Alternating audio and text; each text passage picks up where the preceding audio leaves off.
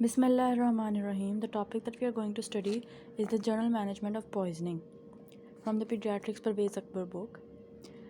Journal management में ये है कि if a person presents to you, if a kid presents to you, या even if an adult presents to you in an emergency कि उसने कोई इंजेक्शन लिया हुआ है, तो कौन सी पॉइजन ली हुई है, नहीं ली हुई, उसे मैनेज किस तरह करना है. Strongly consider. अब उसमें थोड़ा सा जो जर्नल आपने पॉइंट्स अपने जहन में रखने में ये कि there is a high index of suspicion to be able to arrive at a often difficult diagnosis of poisoning. आपसे डायग्नोज नहीं हो रहा कौन सा पॉइजन है. And injection in any patient with an unexplained loss of consciousness आया तो आपने फ़ौरन उसे पॉइजनिंग की मैनेजमेंट की गाइडलाइन के मुताबिक ही ट्रीट करना है. ये पता नहीं है कौन सा पॉइजन है, यहाँ पर एक पेशेंट आता है, वन लॉस ऑफ कॉन्शियसनेस के साथ आता है और इंजेक्शन की हिस्ट्री है, तो फिर इंजेक्शन ऑफ अ पॉइजन ही है. एमरजेंसी स्टेबलाइजेशन में ऑब्वियसली हमने पॉइजन को नहीं, पहले पेशेंट को ट्रीट करना है, उसके ABC सिक्योर करना है. प्लस ABC मतलब airway breathing circulation. Plus neurological जो डिसेबिलिटी है वो उसकी चेक करनी है. D फॉर डिसेबिलिटी, जैसे ATLS में APGTE है तो इसमें D डिसेबिलिटी भी चेक करनी है. Neurological complete examination, Glasgow comma scale पूरा, पिपलरी साइज, रिएक्टिविटी. फिर उसने इंस्टीट्यूट ड्रग थेरेपी. अब इसके बाद हमने ड्रग देनी है. D for disability, D for drug भी. ड्रग कौन सी देनी है, ऑक्सीजन देनी है या डेक्सट्रोज देनी है अगर वो प्रॉपर्ली सांस नहीं ले पा रहा, ऑक्सीजन. अगर जो है वो हाइपोग्लाइसेमिक स्टेट में, डेक्सट्रोज. प्लस अगर उसने मॉर्फिन या ओपियम इंजेक्शन किया वो उसकी ओवरडोज होगी तो नैलोक्सोन इज इंडिकेटेड. कंसिडर डिकंटामिनेशन. दूसरा पॉइंट आपने सोचना, पहला पॉइंट में हमने डिसेबिलिटी देखनी है, फिर आपने ड्रग देनी है. तीसरा पॉइंट में आपने सोचना है डिकंटामिनेट कैसे करें. आइज है वॉश करें, स्किन है वॉश करें, गैस्ट्रोइंटेस्टाइनल ट्रैक है उसे भी वॉश करें, gastric lavage. Clinical evaluation. Symptoms complexes में गिव क्लूज के कोई भी अननोन पॉइजन है और ये भी हो सकता है कि उसने कोई भी ऐसी मेडिकेशन या ऐसी चीज़ ली हो जिसके डबल पॉइजन, उसमें मिक्सड इंजेक्शन हो. साइंस एंड सिम्टम्स में also provide valuable clues to identifying the agents. जो भी साइंस और सिम्टम्स है, लेट्स सपोज ओपियम पॉइजन जैसे मैंने बताया तो उसमें रॉ फ्लैश लाइक स्मेल आती है और उसमें पिन पॉइंटिंग प्यूपल्स होते हैं, तो they can give a hint. तो उसमें आपने ऑक्सीजन नहीं देनी होती, उसमें आपने नैलोक्सोन देनी होती है, उसकी एंटीडोट ही देनी होती है क्योंकि पहले ही ऑक्सीजन के जो होते हैं कीमोरिसेप्टर्स बहुत कम और डिप्रेस्ड होते हैं और कार्बन डाइऑक्साइड ही ड्राइव करा रहा होता है उसमें रेस्पिरेशन की. तो अगर ऑक्सीजन दे देंगे तो पर्सन में डाई, क्योंकि कार्बन डाइऑक्साइड के कीमोरिसेप्टर्स भी वो कार्बन डाइऑक्साइड वॉश आउट हो जाएगी ना.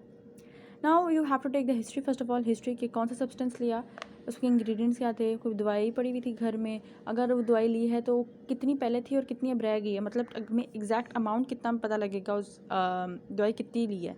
Estimate injection usually grossly under estimated. Time of injection कब ली, उसमें क्या सिम्टम्स पहले क्या है, घर में कोई ट्रीटमेंट दिया.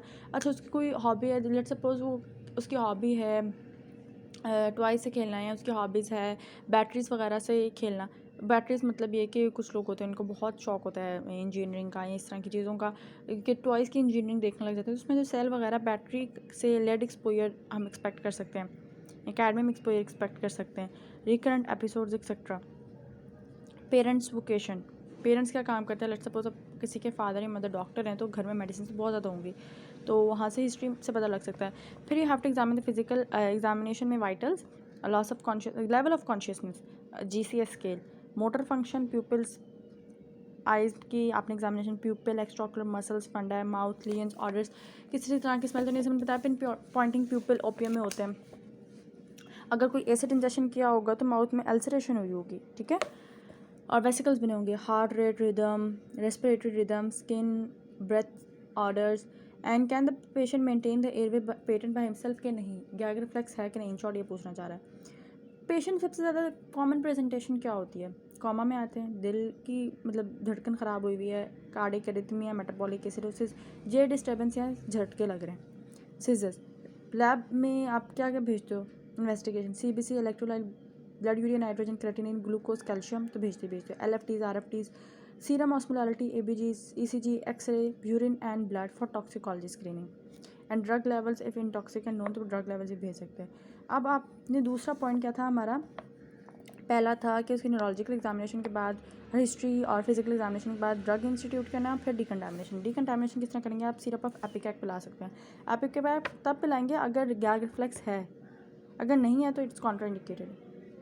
डिक्रीज लेवल ऑफ कॉन्शियसनेस है, सीजर्स पड़े तो नहीं पिलाएंगे. It causes the person to vomit, it's an emetic ना.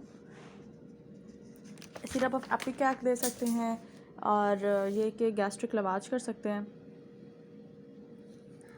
और एक्टिवेटेड चारकोल क्या करेगा, वो अब्जॉर्ब कर लेता है सारी ड्रग्स और केमिकल्स और पॉइजन को, और उसको अब्जॉर्ब चारकोल अपने ऊपर अब्जॉर्ब कर लेता है ताकि ब्लड में अब्जॉर्ब ना हो सके। या फिर अगर आपको पॉइजन का पता है तो you can more preferably go for an antidote. Paracetamol poisoning है तो एनिसिटाइलसिस्टीन, एंटीकोलिनर्जिक पॉइजनिंग है physostigmine, organophosphorus compound poisoning है एट्रोपिन, बेंजोडाइज़ेपिन में फ्लूमाजिनिल, बीटा ब्लॉकर्स की पॉइजन में glucagon, vasoactive dopamine infusion, calcium channel blockers में obviously calcium gluconate, glucagon, dopamine, carbon monoxide poisoning है 100% oxygen, cyanide poisoning amyl nitrite, narcotics हैं तो naloxone, iron deferoxamine is a chelating agent, same for the lead chelating agent उसका बाल, एटा, डमसा and penicillin. वारफिन के case में antidote उसका vitamin K. तो this is all about the general management of poisoning, poisons and toxins. जज़ाकल्लाह खैर।